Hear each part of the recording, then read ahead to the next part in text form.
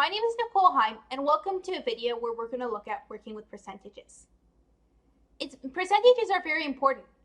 We use them to calculate interest rates, taxes, and discounts, among other things in finance and accounting. In this video, we're going to look at converting percentages to decimals, converting decimals to percentages, increasing a number by percentage and then decreasing it by percentage, and finally, calculating percentage increases and decreases. The first thing we're going to look at is converting percentages to decimals. A percentage is a number divided by 100. So to convert it to a decimal, we want to divide it by 100. Let's look at converting 10% to a decimal.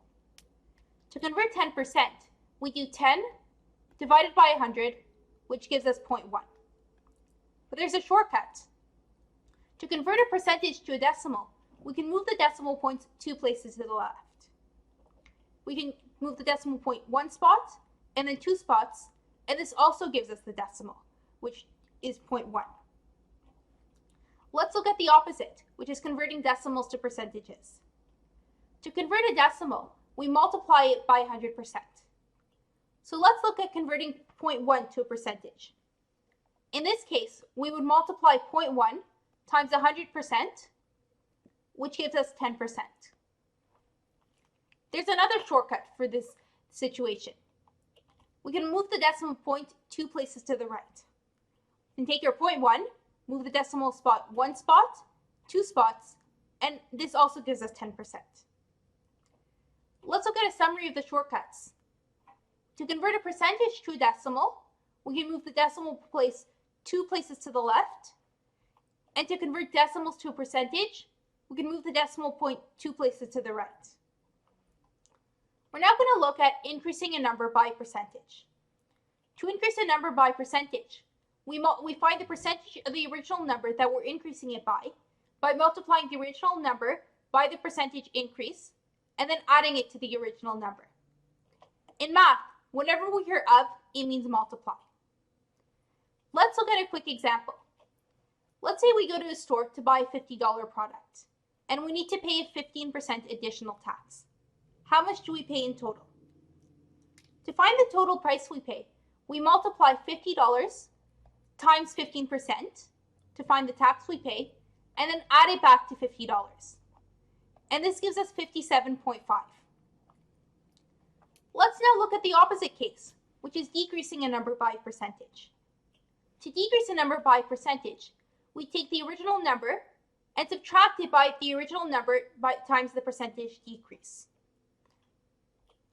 Let's look at an example. We go to the store to buy a $50 product and there's a 15% discount. How much do we pay in total? To solve this example, we would do $50 minus 50 times 15%, which gives us 37.5. Now that we have this base, let's look at calculating percentage increases.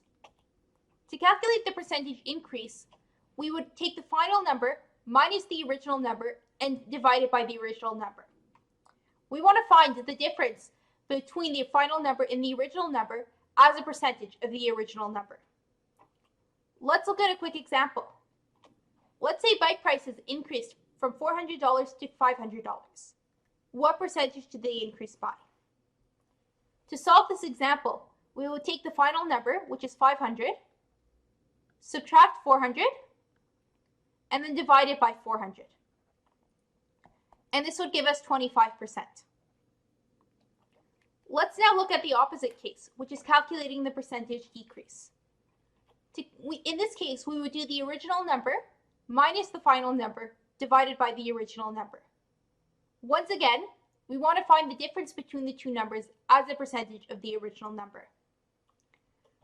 Let's say a number decreased from 500 to 400. Let's find the percentage the number decreased by. So to find the percentage, we would take the original number, which is 500, subtract 400, and then divide it by 400, which would give us 20%. As you can see, when we calculated percentage increase and percentage decrease, even though we use the same number, 500 and 400, we got different percentages. When we calculated the percentage increase, we got 25%, and to calculate the percentage decrease, we got 20%. So percentage increase and percentage decrease are not symmetrical.